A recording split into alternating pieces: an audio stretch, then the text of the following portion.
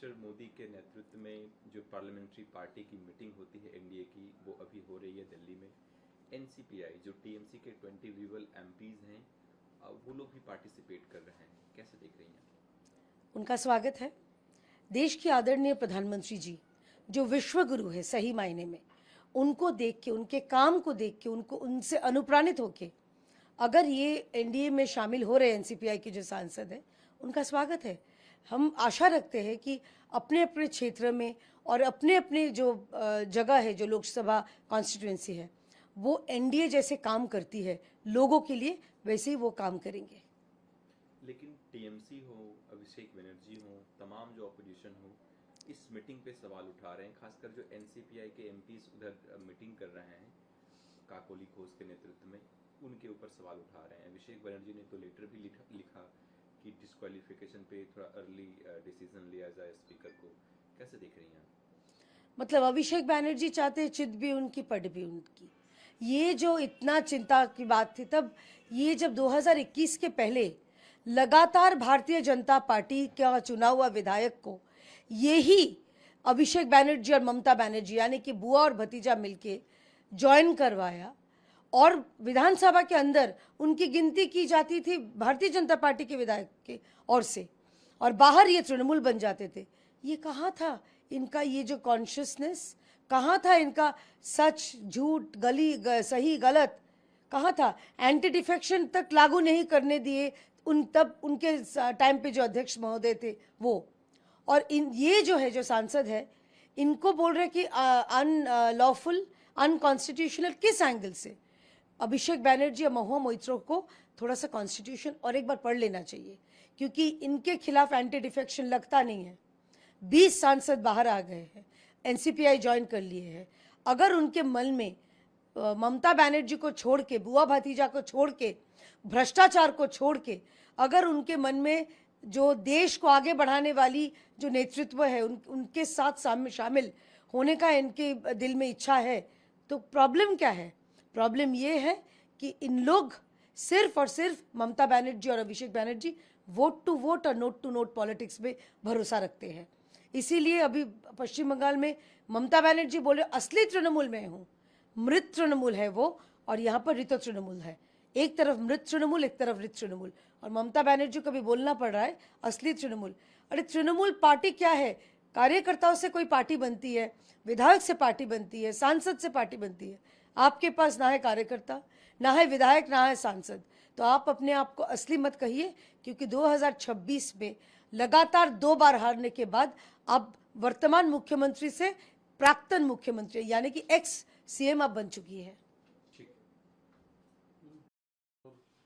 Ma'am, जो सेवाश्रय medical relief जो camp था, उसमें जो अनियमितता सामने आई है, उसको लेकर के सीएम स्ट्रिक्ट एक्शन लेने की बात कर रहे हैं। आप कैसे देख रही हैं अभिषेक बनर्जी के ऊपर? देखिए, वो उसका नाम शिवाश्रय से चूड़ी श्रय होने से अच्छा होता, क्योंकि वहां पर सिर्फ और सिर्फ चोरी होती थी। शिवाश्रय, उन्होंने सेवा का नाम पे उन्होंने चोरी का बिल्कुल स्कैम का खड़ा बना दिया। इतना दरिंदा इंसान कोई हो सकता है? समझ में नहीं आता है कि जहां पर देखो वहां पर भ्रष्टाचार। यानी यहाँ पर तो शिवाश्रय यानी कि कितने लोगों की पैर चली गई, कितने लोगों को आंखें चली गए, और जो दवाई, सरकारी दवाई वो बेच के प्राइवेट में बेच रहे थे। इतना बड़ा घोटाला, इतना बड़ा स्कैम। माँ माटी मानुष का पार्टी कह के ये ना माँ का रहा, ना माटी इन्होंने सम्मान किया, और मानुष का तो छोड़ो ही मत। मानुष को तो इन्होंने बस एकदम वोट और वोट का एकदम जरिया बना के रखा था।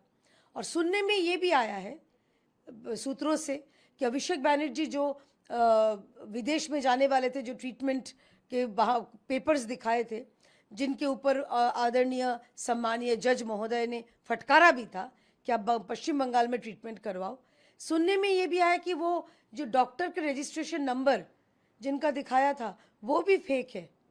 मतलब एक पूरा कितना इन लोग फेक कर सकते हैं। जैसे इनकी बुआ का फेक डिग्री था ईस्ट जॉर्जिया का, जैसे इनका एक ऐसा इंस्टीट्यूशन से पास किया था एमबीए जो फेक निकला, फर्जी निकला, और अब जो डॉक्टर को दिखाने की बात में जा रहे थे उनका रजिस्ट्रेशन फेक। तो इनका असल में टारगेट क्या था? देश से भागना। चौकन्ने दे के ये जो एजेंसीज है उनको बार बार बुला रहे हैं, उनको चकमा दे के वो देश से भागना चाहते थे क्या? ये तो सवाल दिल में उठ रहा है।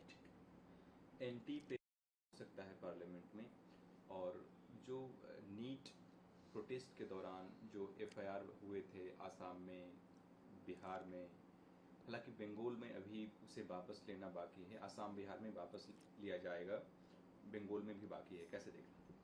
देखिए, जो छात्र है उनका जो भावना है उन पर ठेस तो पहुंचा था, छात्र निकले थे प्रोटेस्ट के लिए, लेकिन जो छात्र के आड़ में वो देश विरोधी काम कर रहे थे, जो सिक्योरिटी पर्सनल्स पे उन पे लाठी का वार कर रहे थे, जो आंदोलन की आड़ में सरकारी संपत्ति तहस नहस कर रहे थे और प्रदेश को वो तहस नहस करने पर रकस करने का जिनके दिल में इच्छा थी, वो कैसे छात्र हो गए?